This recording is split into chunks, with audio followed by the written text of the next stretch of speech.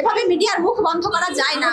এভাবে হুমকি ধামকি দিয়ে কি বোঝানো হচ্ছে? হালাল নামের একটা টিনের দোকানদার ব্যবসায়ী যদি একজন মিডিয়ার সম্পাদক প্রকাশককে জিম্মি করে তাকে এই ধরনের কথা বলতে পারে, বাংলাদেশে তোরা কিভাবে বসবাস করিস সেটা আমরা দেখে নেব।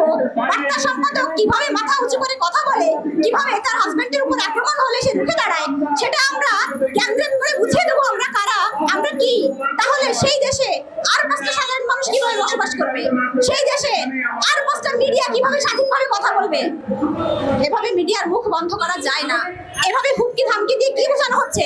আমার বাল্য বন্ধু, যাকে আমি বন্ধু হিসেবে চিনি, যার সঙ্গে আমরা একসাথে খেলেছি, একসাথে পড়েছি, একসাথে বড় হয়েছি, সেই বন্ধু আজকে আমাকে চোখে আঙুল দিয়ে দেখিয়ে দিল তুই হিন্দু, তুই বাংলার কেউ না। আমরা কি বাংলাদেশে উড়ে এসে জুড়ে বসেছি? আমরা বাংলাদেশের ভূমিপুত্র, আমাদের পূর্বপুরুষ বাংলাদেশে জন্ম নিয়েছে, আমরা বাংলাদেশে বড় হয়েছি, আমরা বাংলাদেশের শেকড়, আমরা বাংলাদেশের ভূমিপুত্র, আমরা বাংলাদেশের বাইরে থেকে উদ্বাস্ত হয়ে এখানে আসেনি। একজন রেপিস্ট, সে তার আর কোনো পরিচয় নয়, সে রেপিস্ট, সে না হিন্দু, না মুসলিম, না বৌদ্ধ, না খ্রিস্টান। একজন জঙ্গি, তার পরিচয় সে একজন জঙ্গি। একজন সন্ত্রাসীর পরিচয় সে একজন সন্ত্রাসী।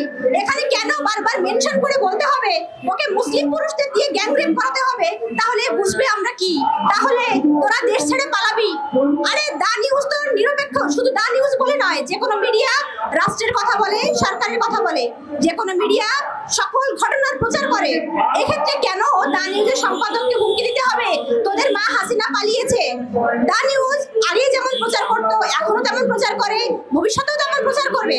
সকল মিডিয়ার এটাই কাজ। সকল ডাক্তারের যেমন কাজ চিকিৎসা সেবা দেওয়া, ধর্ম বর্ণ জাতি নির্বিশেষে, সকল মিডিয়ারও কাজ তথ্য সেবা দেওয়া, ধর্ম বর্ণ জাতি রাজনৈতিক গোষ্ঠী নির্বিশেষে। তাহলে এখানে কেন বারবার মেনশন করে বলা হচ্ছে?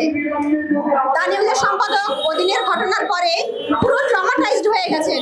তিনি মানসিকভাবে এত বেশি অসুস্থ হয়ে পড়েছেন, তিনি ভেঙে পড়েছেন। আমার বাল্য বন্ধু, যাকে আমি বন্ধু হিসেবে চিনি, যার সঙ্গে আমরা একসাথে খেলেছি, একসাথে পড়েছি, একসাথে বড় হয়েছি, সেই বন্ধু আজকে আমাকে চোখে আঙুল দিয়ে দেখিয়ে দিল তুই হিন্দু, তুই বাংলার কেউ না। আমরা কি বাংলাদেশে উড়ে এসে জুড়ে বসেছি? আমরা বাংলাদেশের ভূমিপুত্র, আমাদের পূর্বপুরুষ বাংলাদেশে জন্ম নিয়েছে, আমরা বাংলাদেশে বড় হয়েছি, আমরা বাংলাদেশের শেকড়, আমরা বাংলাদেশের ভূমিপুত্র, আমরা বাংলাদেশের বাইরে থেকে উদ্বাস্ত হয়ে এখানে আসেনি। আমরা 200-300 বছর আগে বাংলাদেশে এসে বসিনি। সমস্ত বাংলাদেশ, সমস্ত পৃথিবীর যেখানে যে গোষ্ঠীর বসবাস, তারা সেখান থেকেই জন্ম নেয়। তাহলে কেন আজকে বলা হচ্ছে তুই হিন্দু, তুই বাংলাদেশের কেউ না, তুই বাংলাদেশ থেকে চলে যা, তোদের মা পালিয়েছে, তুই বাংলাদেশে কতদিন বসবাস করতে পারবি? তোদের মতো মিডিয়াকে সাইজ করতে, তোর মতো সম্পাদককে সাইজ করতে আমার মতো এক হালান মোল্লাই যথেষ্ট। সামান্য একটা টিন ব্যবসায়ী, তার নাম হচ্ছে হালান, গ্রাম্য ভাষায় দা নিউজের সম্পাদক বরিশালের মানুষ। বরিশালের ভাষায় হালান শব্দের মানে হচ্ছে ফেলে দেওয়া, যেটা পড়ে থাকে ফেলে দেওয়া হয়, সেই নামের নাম হচ্ছে হালান। তো হালান নামের একটা টিনের দোকানদার ব্যবসায়ী যদি একজন মিডিয়ার সম্পাদক প্রকাশককে জিম্মি করে তাকে এই ধরনের কথা বলতে পারে, বাংলাদেশে তোরা কিভাবে বসবাস করিস সেটা আমরা দেখে নেব। বার্তা সম্পাদক কিভাবে মাথা উঁচু করে কথা বলে, কিভাবে তার হাজবেন্ডের উপর আক্রমণ হলে সে রুখে দাঁড়ায়, সেটা আমরা ক্যান্দ্রেট করে বুঝিয়ে দেবো আমরা কারা, আমরা কি। তাহলে সেই দেশে আর 5টা সাধারণ মানুষ কিভাবে বসবাস করবে? সেই দেশে আর 5টা মিডিয়া কিভাবে স্বাধীনভাবে কথা বলবে? এভাবে মিডিয়ার মুখ বন্ধ করা যায় না। এভাবে হুমকি ধামকি দিয়ে কি বোঝানো হচ্ছে?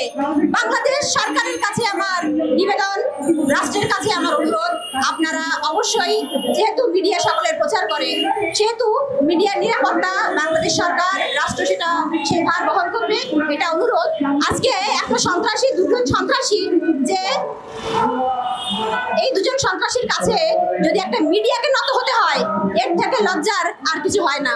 তাই জন্য রাষ্ট্রের কাছে আমার অনুরোধ, আপনারা বিষয়টি দেখবেন এবং একটা মিডিয়ার উপরে আক্রমণটাকে যদি এটা সহজে ছাড় দেওয়া হয়, যদি হেলাফেলা করা হয়, তাহলে আমার মনে হয় না বাংলাদেশে আর কোনো মিডিয়া চলার প্রয়োজন আছে। কারণ মিডিয়া যদি নির্ভীকভাবে সত্যের প্রচার করতে না পারে, তবে কারা রাষ্ট্র নির্মাণ করবে, কারা সত্যের প্রচার করবে? এই অরাজকতা, এই অরাজ্যে মনে হয় মানুষের বসবাস করার দরকার নেই। আপনারা ভুল রোজার দিয়ে পুরো বাংলাদেশটাকে ধ্বংস করে দিন, আপনারা বাংলাদেশটাকে শেষ করে দিয়ে অরাজকতা, নৈরাজ্য, পশুত্বে পরিণত করে ফেলুন।